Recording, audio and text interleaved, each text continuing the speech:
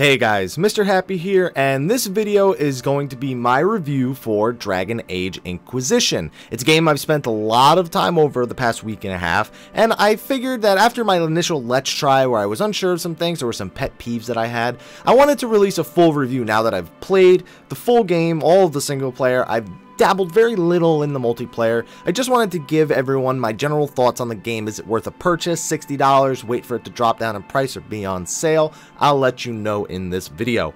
Now, before I go over the pros and the cons, I'm going to break it up between single player and multiplayer. Like I said, I really didn't get too into the multiplayer. I've played my fair share of games that are like the multiplayer, and to be honest, I would have just rather have played those. But I do have some nice things to say about it regardless. So, before I even get started, my overall review of the game is, it's good. It's not an innovative, crazy new type of game that's going to blow everybody's minds. It's a good game at heart. I give it a solid 8, which to me is a very fair rating. It has some pros, it has some cons, and we're going to go through those right now. Now, I'm going to talk about the single player first, and I really want to go through all the pros of this game, because as somebody who loves RPGs, I feel like there's so many things that they got really right with Dragon Age Inquisition, and I feel bad now for not really having played through the other Dragon Age games.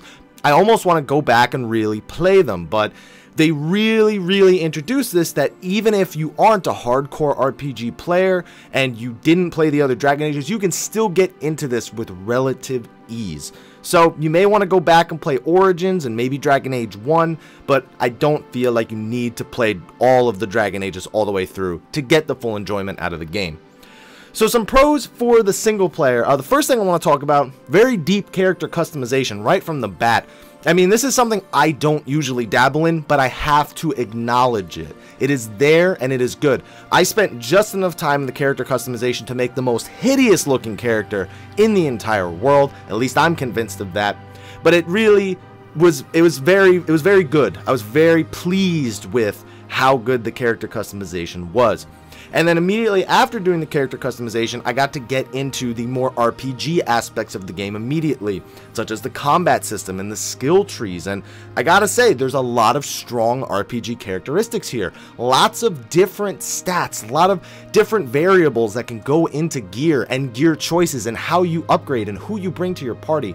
But let's go through things one at a time.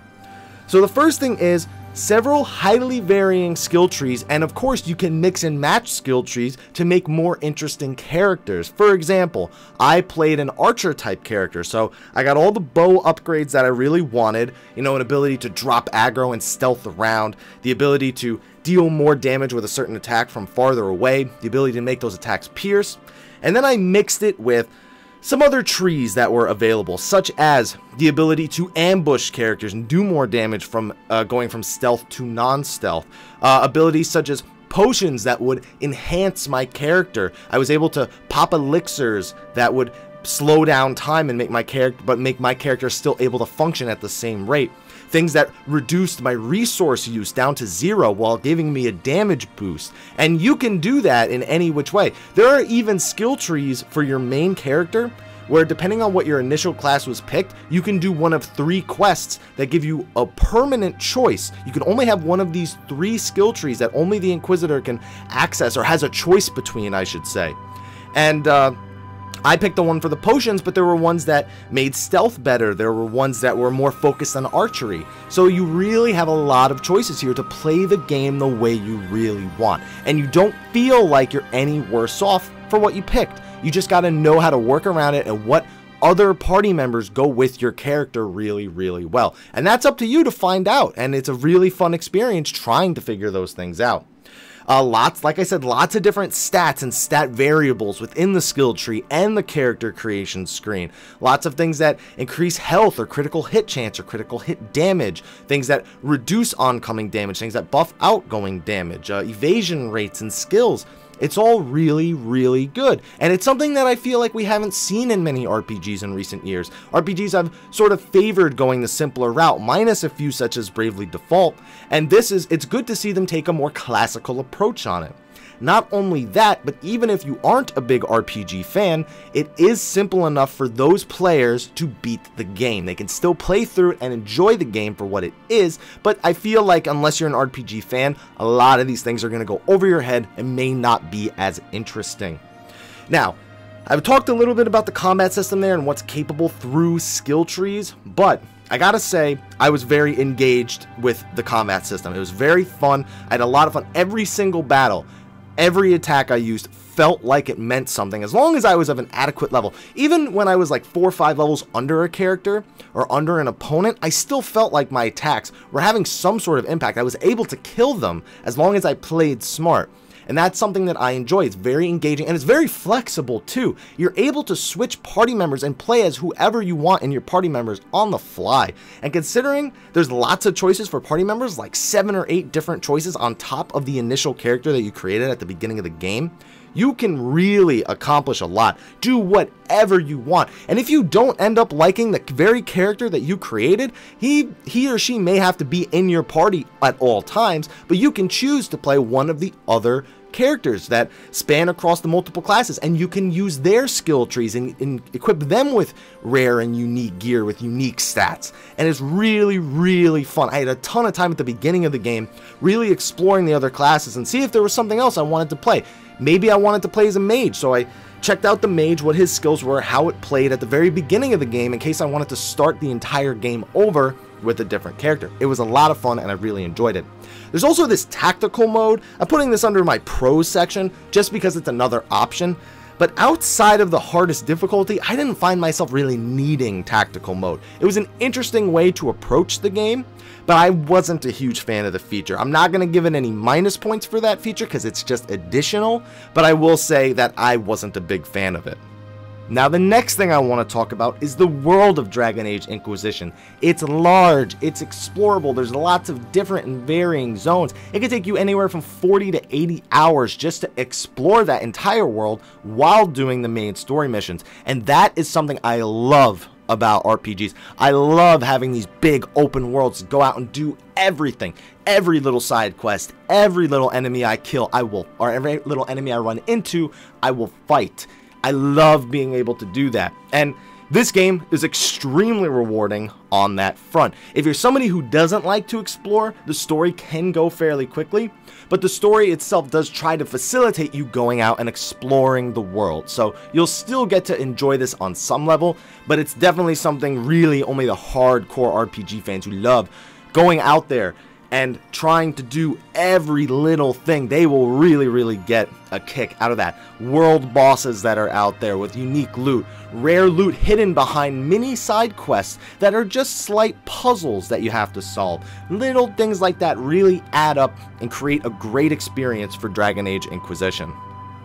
Now, if you're somebody who wants to explore every little bit of lore there's lore books all over the place explaining things, and you even get experience points for figuring those things out. You can even spec your character into getting more experience points for going and searching for the lore. It's not a lot of experience points, but because of how much there is in the world, it adds up over the course of the entire game.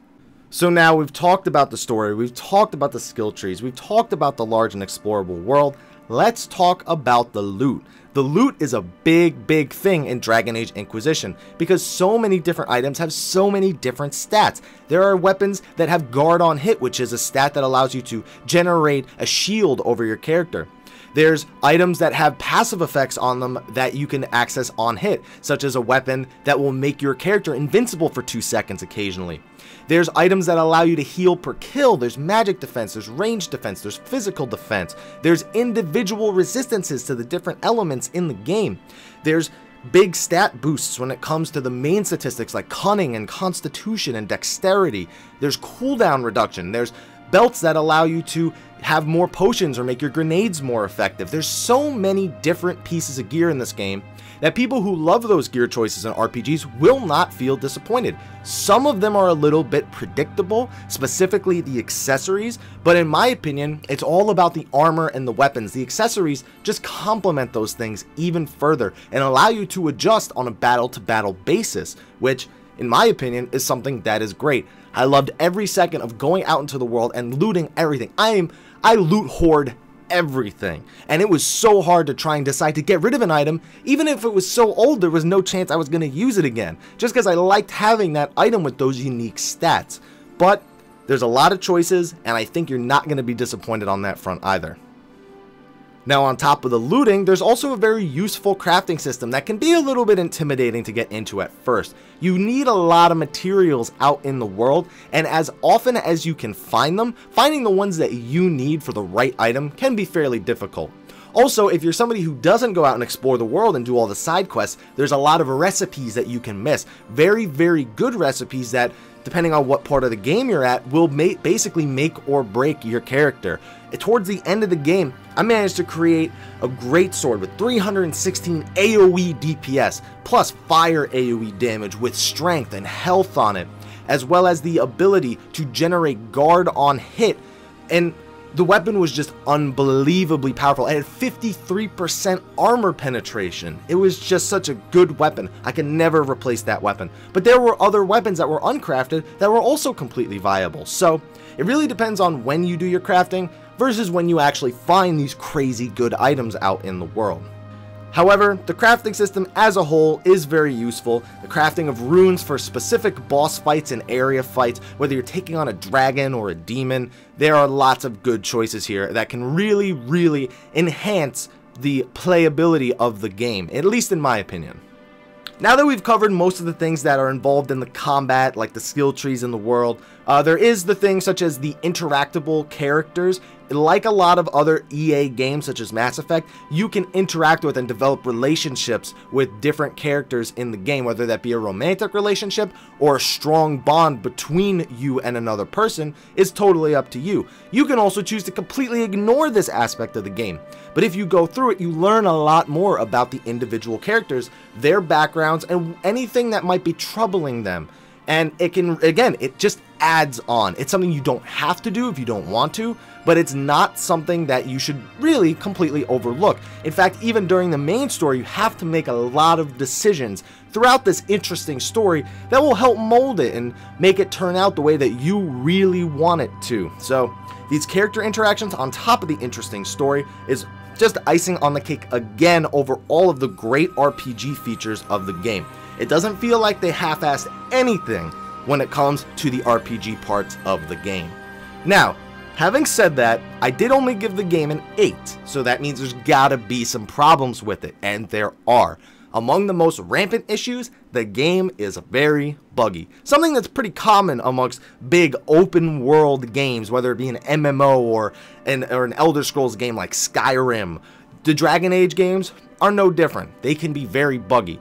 Some of the more common bugs, the game can crash. Even on the console or the PC version, the game can crash pretty often, depending on RNG, and just sometimes it crashes more for other people. There's a very annoying bug where you're unable to switch characters until you save and reload the game. And I had that happen to me in the middle of 2 dragon fights, which basically I had to master whatever character I was on that it switched me to when my main character died, because I couldn't switch between my characters in order to give myself the advantages I need or to do the certain things I needed those characters to be able to do.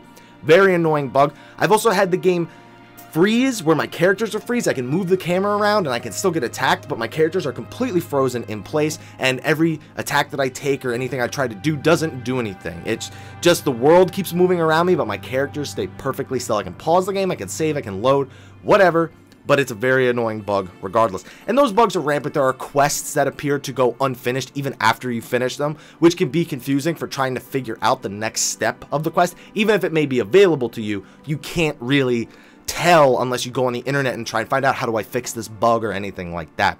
So those are really the biggest problems why I took the most points off, because it was very buggy. But by design, there are a few things that they could have done better as well. One big example, as much as I love being an RPG person going out there and doing all those quests, I pretty much understand that those quests are going to be somewhat repetitive. There's only so many different kinds of quests you can do versus quests that are just in different areas that force you to interact with the part of the world that you're in.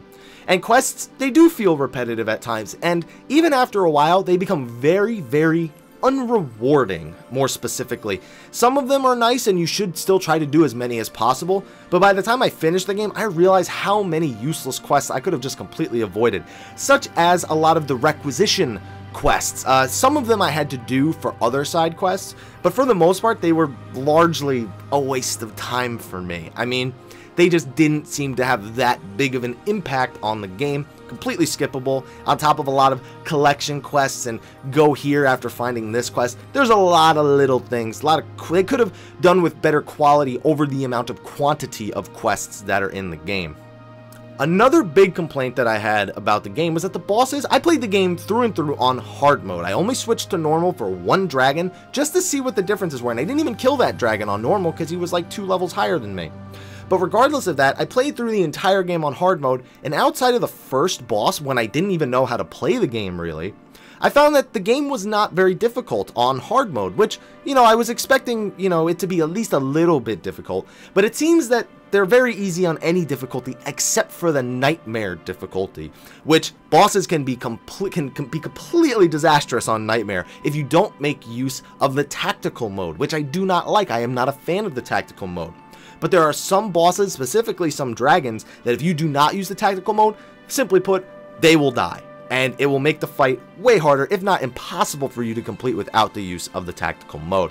So that's another little gripe I have about the game, but still the bosses were fun, even on hard mode. They were still a challenge, but I wasn't that challenged. Not as challenged as I expected to be for hard difficulty. Now the next thing is, I know I spoke about the character interactions and how there were so many of them and how you could kind of shape the story the way you wanted to. And while that is true, all of those things definitely have repercussions on the way the characters view your main character, as well as certain outcomes of the game. Outside of a few major decisions, the little character interactions didn't seem to have too noticeable of an effect on the game itself, other than maybe getting somebody to slightly approve of me more or disapprove of me more, but I never really saw that come to fruition. I never really felt like my decisions made that big of an impact on the game. And maybe it's just because I didn't do as much character interactions as I could have, but I really feel like it could have been a little bit more rewarding and decisive outside of those few big decisions, which the game lets you know when your decision is huge. So I don't know, I feel like that could have been done a little bit better as well. The next thing I have to talk about is the gathering of materials. Now, I'm not talking about the drops off of bosses. I'm talking about out in the open world gathering ores and plants. It can feel very, very boring. I mean, it depends on what kind of player you are. If you're somebody who feels like you can skip over all those things without gathering every single plant, then you probably won't be bothered by this too much. But I'm somebody who loves to stop. Every time I see something I can collect, I want to stop and see if I need it, or collect it just in case I'll need it later. And there is such an overabundance of these materials in the world that you'll find that if you are somebody like me, you'll find yourself stopping everything you're doing and constantly having to stop. And unfortunately, because of the way animations are in this game, you have to stop and do a kind of like 2-second animation to pick these up every time. It'd be one thing if you could just press X and collect the material and be done with it, and you didn't have to go through this sort of gathering animation. But that gathering animation, 2 seconds out of the hundreds and hundreds and even thousands of gathering spots that you can run into, it adds up to a lot of time taken away from actually playing the other parts of the game that are more interesting. So I'm going to make that a con in here just because it really bothered me. I wish there had just been no collection animation, and that kind of goes for the rest of the game as well. A lot of unfinished or unnecessary animations in the game. The jump animation, I've heard this is the first Dragon Age you can jump in. Honestly, that's good and all, but the jump in this game is totally horrible. It looks like half of the frames are missing on the jump. And on top of that, a lot of unnecessary looting animations. I don't want to have to reach over and stick my hands on whatever I'm looting every single time. There's also no feature where if multiple enemies are really close to each other, that you can see all of the loot at once. That would be a huge benefit to a game like this. Also, some other animations seem to cause more bugs even more often, especially if you're playing an archer. Leaping shot caused graphical errors all the time, and it was really annoying. At first I thought maybe it was a feature of the ability, but it happened so randomly that I refuse to believe that that was on purpose. The slowdowns and speed ups of enemies, you can see it on some of the footage I've been showing, but it it just takes away from the game in my opinion. And those are really the big things that bothered me about the single player. But the pros of the single player definitely warrant a very worthwhile game, a $60 game, assuming you don't get a lot of bugs. You get so much time and so much content out of the game. I feel like it is definitely worth $60 for more hardcore RPG fans. It definitely loses its value if you're not one of those people who likes exploring open worlds and fighting optional bosses and going into random dungeons and doing side quests and not just rushing down the story, which likely would only take you about 10 to 15 hours, if even that. So that's all I really have to say about the single player. So let's move on to the very, very slight opinion I have on the multiplayer. Now, like I said, I don't have too much time in the multiplayer, so I'm just going to give you the synopsis of what it is really. The multiplayer in Dragon Age is something that is completely separate from the single player. So if the game was worth $60 for you just for the single player, you'll get even more out of your money if you decide to play the multiplayer. Now, the multiplayer is almost a Diablo-esque kind of take on Dragon Age. It's a dungeon crawler. It's got Diablo-esque loot and progression. It's completely separate from the single player progression, so it's got different classes, it's got different items. Items are more random than they are in the single player. And honestly, it can be quite difficult depending on the people that you're playing with. And it's good. It's not bad at all. It's just more content on top of the single player. Whether or not you choose to make use of it is totally up to you. I will say though that just like all dungeon crawlers, just like all action RPG type games, which is what it's attempting to replicate here, it's very, very grindy. So it very much it's not something for everybody, you know? It's something for the people that like those kind of games, and it doesn't take away from the rest of the game at all. So I can't really say too much that's bad about the multiplayer. Repetitive and grindy, but all games that are like that get repetitive and grindy. It's all about making your character the way that you want it, playing whatever spec you want, making multiple characters to progress so you can try out multiple different specs, and trying to come up with interesting builds via the items that you find. And you can totally do that in Dragon Age's multiplayer, so if that's something that you're into, just more bang for your buck as far as I'm concerned. And guys, that is going to wrap up my review on Dragon Age Inquisition. Overall, like I said, 8.0, good game. If you want to get it, I think it is worth the $60 that you could spend on it if you're into all the things that I said that was good about the game. If not, you still want to try the game, but you're not really sure, maybe wait till it goes on sale down to like $40. I think it's a really good deal for $40. And you may want to even try picking up Dragon Age Origins or Dragon Age 1. I've been told to completely avoid Dragon Age 2, but those games are very much less expensive after all this time. So you'll definitely get your money's worth on those games out of playtime, especially if you enjoy Dragon Age Inquisition. It'll definitely be worth it to go back and check out those other games. But anyway, guys, hopefully this review helped let you know a little bit more about the game. Be sure to like, favorite, subscribe, and share my channel and this video if you're interested in it. And until next time, guys, take care.